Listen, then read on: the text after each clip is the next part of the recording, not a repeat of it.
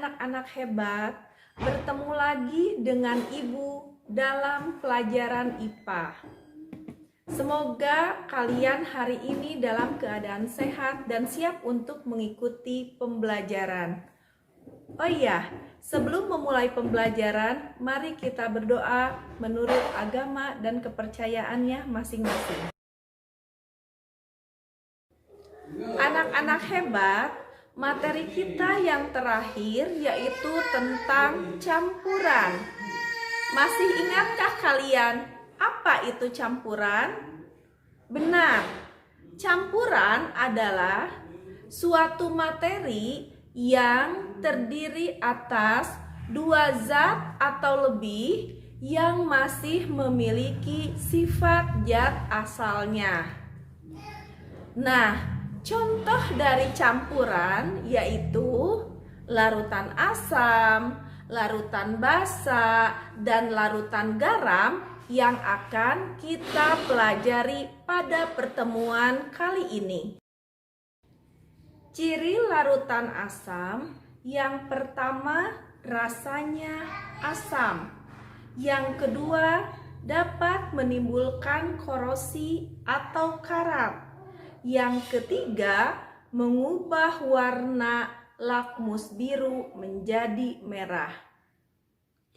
Contoh benda yang mengandung asam yaitu jeruk, lemon, tomat, dan cuka.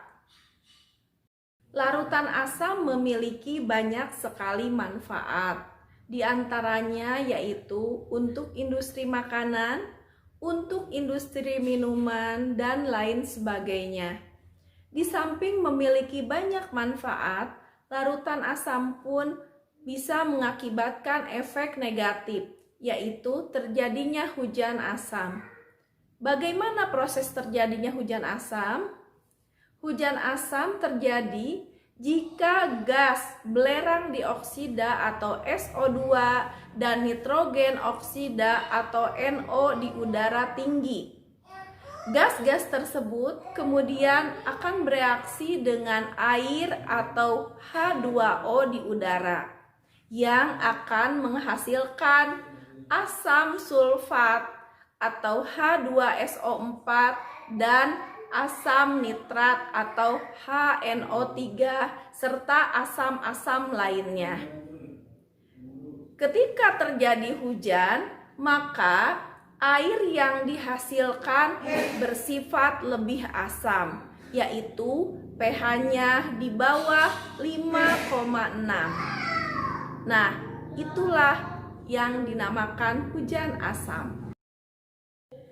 Ciri larutan basa yang pertama mempunyai rasa agak pahit, yang kedua terasa licin di kulit, yang ketiga mengubah warna lakmus merah menjadi biru.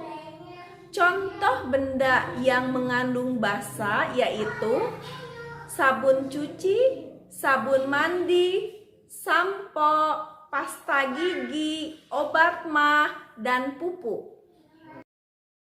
Reaksi yang dapat menghasilkan garam yaitu reaksi antara asam dan basa atau reaksi netralisasi.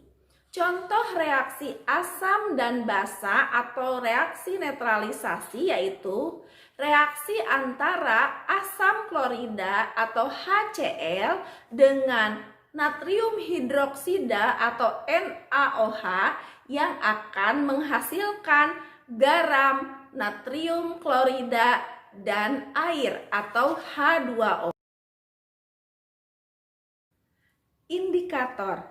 Indikator adalah suatu senyawa yang dapat mengidentifikasi asam dan basa. Indikator ada dua, yaitu indikator alami dan indikator buatan. Indikator alami adalah suatu senyawa dari alam yang dapat digunakan untuk mengidentifikasi asam dan basa. Berbagai jenis tumbuhan dapat digunakan sebagai indikator alami.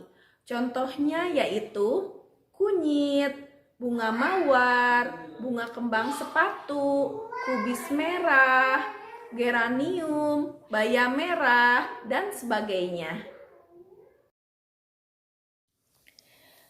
Pada larutan asam, ekstrak kunyit berubah warna menjadi kuning cerah. Pada larutan basa berubah warna menjadi jingga.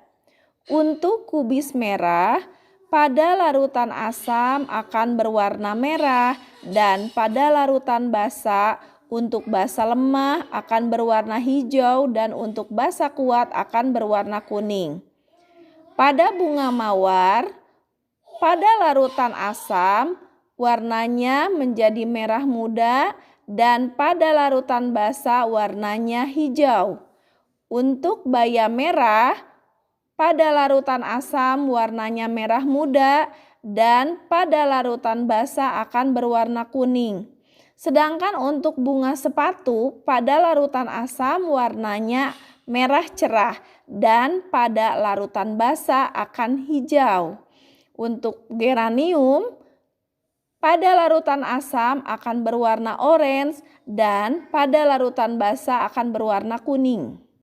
Indikator buatan adalah senyawa buatan yang dapat digunakan untuk mengidentifikasi asam dan basa. Salah satu contoh indikator buatan yaitu kertas lakmus. Lakmus ada dua, yaitu lakmus merah dan lakmus biru. Di dalam larutan asam, lakmus biru berubah menjadi merah, sedangkan di dalam larutan basa, lakmus merah berubah menjadi warna biru. Nah anak-anak, sekian materi pembelajaran dari Ibu. Ibu harapkan kalian tetap menjaga protokol kesehatan dan tetap melakukan aktivitas positif di rumah. Wassalamualaikum warahmatullahi wabarakatuh.